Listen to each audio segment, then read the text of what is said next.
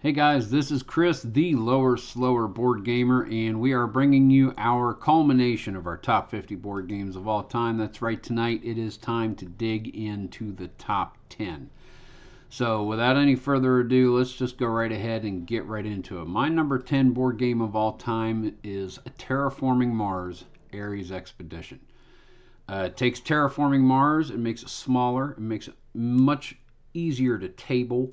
It keeps all the same things that make Terraforming Mars such a great game, and it makes it a quicker play, B, easier for people to get the hang of it. It has the same kind of premises as getting the cards. You get to choose phases that you're going to do. You can't do everything all at once. You have the resource management.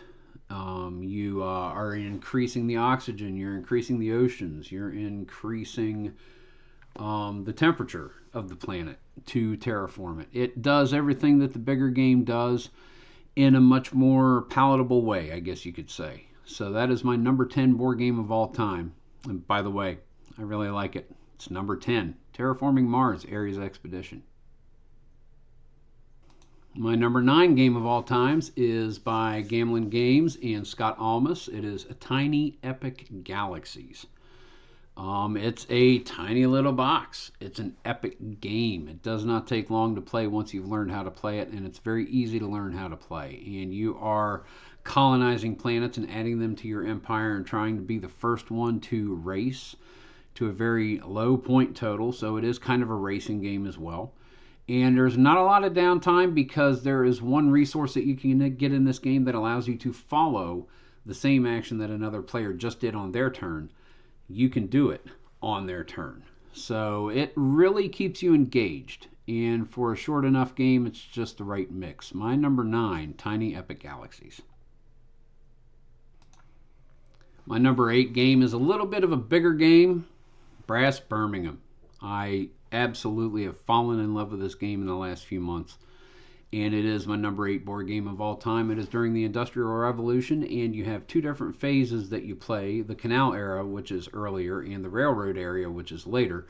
And you are trying to increase your industries. You have pottery, you have cotton manufacturing, you have manufactured goods, you have breweries, because the beer is consumed by the workers. You have coal mines, you have ironworks, and you create networks in order to sell your industries. And it is such an engaging game. Man, I love it. And the player turns are quick. You take 2 actions, the next player goes. They take 2 actions, next player goes, and it really goes around. And before you know it, you're out of time. So you need to really keep track of how many actions you have left and make sure you're going to be able to do what you want to do, carry out the plans that you have laid in motion. I love this game. Fantastic. It's got a good download from Board Game Geek, BGG. It's got an automa. It's a deck that dictates the actions that are taken, kind of like another player just blocking what you're able to do to some degree, and making you sometimes have to work around. But yeah, great game. Brass Birmingham, my number 8 board game of all time. My number 7 board game of all time is Heat, Pedal to the Metal. It's a really nice, tight racing game. Generally can play under an hour, even if you have 6 or get the expansion out to 8 players. And you control a car going around one of 4 road tracks that come with the game, and there are other maps that are available. And you have a hand of cards, and it's kind of a deck management kind of thing, where you shift into a gear, and whichever gear is how many cards you're allowed to play. So you try to get as many higher numbers as you can on the straightaways, but you got to be able to downshift without snatching your engine and causing stress and putting cards into your deck that you do not want, which are detrimental to you in the later race. It's really thinky, it's really fun. It's kind of got a steep-ish learning curve, but it's a very low curve. Once you get the general concepts of the game, it's easy. It's a piece of cake. You just go forward and hop into an F1 car and just let her rip. Guys, my number 7 board game of all time, Heat, Pedal to the Metal. Yeah, I had to read it. Jeez. My number 6 board game of all time was kind of a risk take. It's kind of a jump. It's my only verb and verb that I own. And I've only had it for a couple of months, but man, I have so fallen into love with Hadrian's Wall. You are, and I've had it on the channel a couple of times, but you basically you have starting workers and resources, and you spend them in certain places to get more resources and more workers, and keep on building things up. So that way, you just it's the combos, trying to get just the right things where you keep on getting more things in the same turn. It really is. It's another one. It's a puzzly, thinky one, but man, I have so fallen in love with this game. As far as player counts, I've only played it solo. Ron wants to learn how to play it, and others perhaps.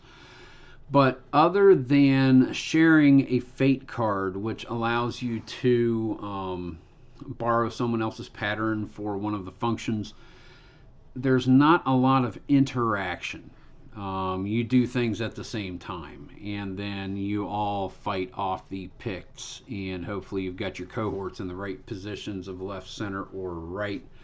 So that way you don't take disdain, which is the negative points that really tanks a game. You gotta keep on it. But all that said, man, I so love Hadrian's Wall. I've had it for 2 months, and it's already number 6.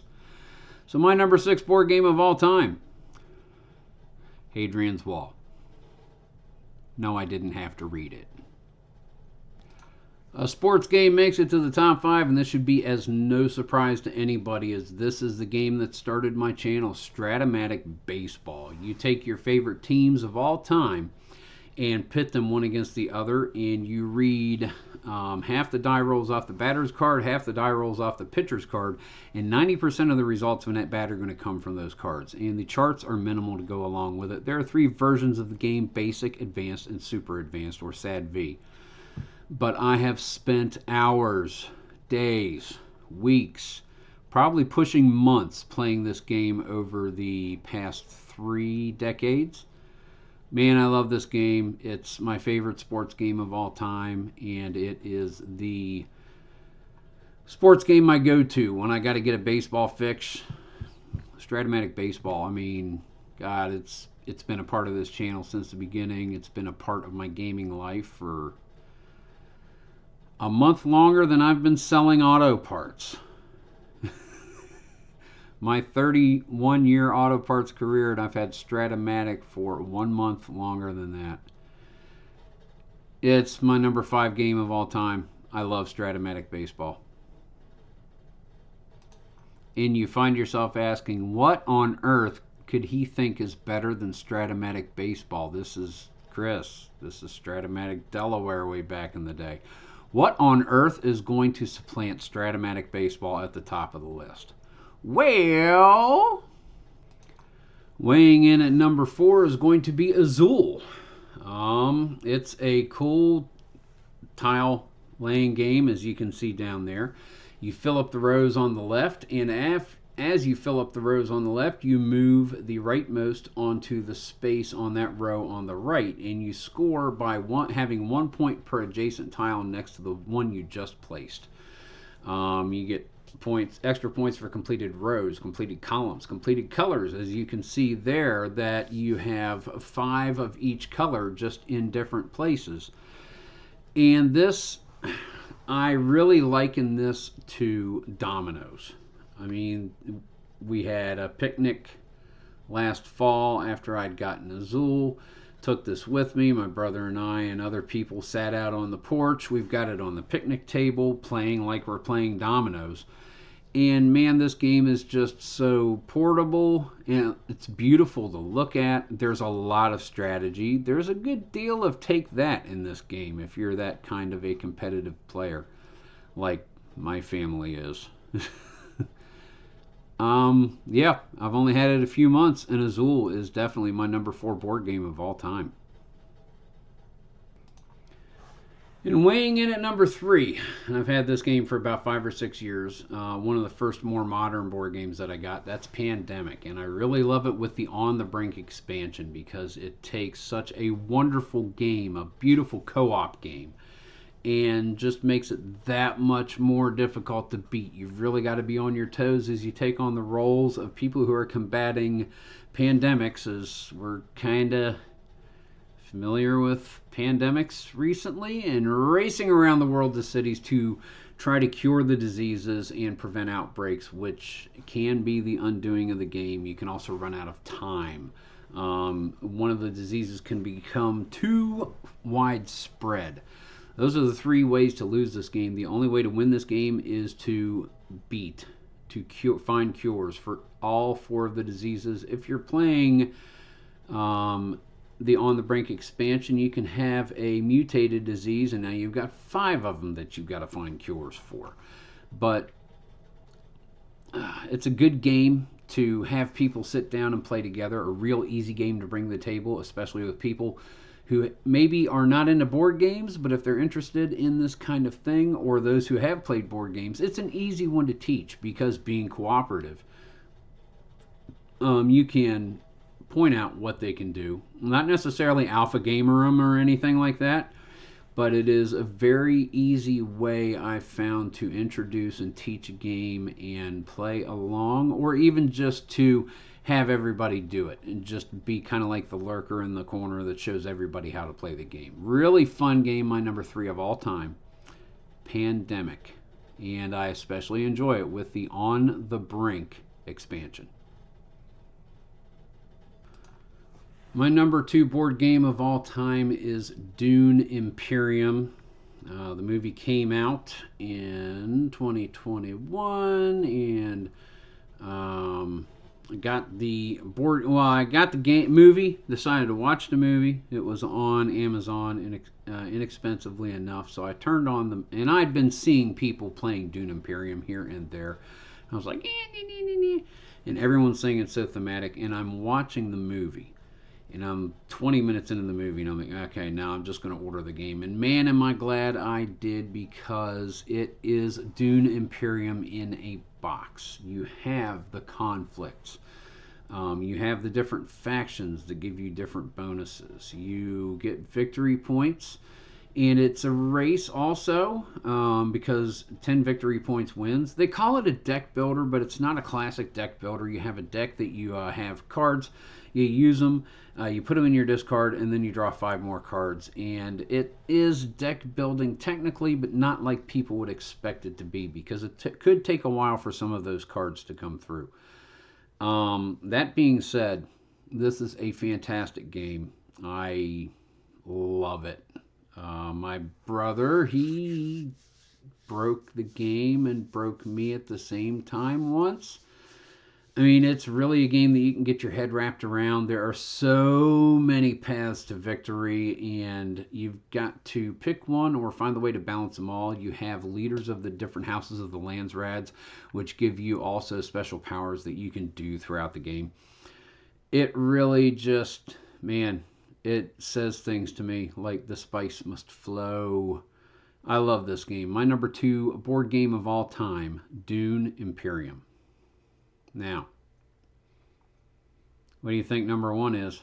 What do you think my number 1 game of all time is? Any guesses? Pause. Make a guess. And then I will reveal. Here's my number 1 board game of all time. How many times have I said this in the last year and a half? Who knew a game about birds? Who knew? Who knew that a game about birds would become my number 1 board game of all time? And just as with Hadrian's Wall, it's all about the combos, man. It really is. This is a fantastic game where you're trying to coax birds into your aviary, and you have 3 different habitats. You have the forest, you have the grasslands, and you have the river, and you can generate food, generate eggs to lay on birds, which allow you to do certain things, and draw cards and play them. And man, it's tight. The combos are there because as you go to lay eggs, everything in your grasslands, all those birds' powers activate, the brown ones anyway. There are powers that give you things from other people's turns. There are powers that give you things when you play it. You have bonus cards, you have end of round goals. There are so many ways to get points playing this game. Who knew a game about birds? Really? Man, I love it. I have come to love it, and this has been my favorite game for a year and a half. It really has. Dune. Brass Birmingham, when I first got it, was actually about to tip it off the top, but Wingspan stayed right there. It really did.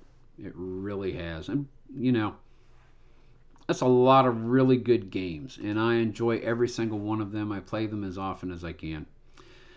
And that's what all this is about. It's about having fun. It's about having fun with other people. It's about me being able to bring something to the channel and share with you guys. And I hope that you can get a portion of the joy out of your board games that I do. Guys, thank you very much for watching this series. This is Chris, the Lower Slower Board Gamer. You know the whole thing, so I'm not going to rehash. Thanks for watching my top 50 board games of all time, this top 10, and keep on rolling. Thanks, guys.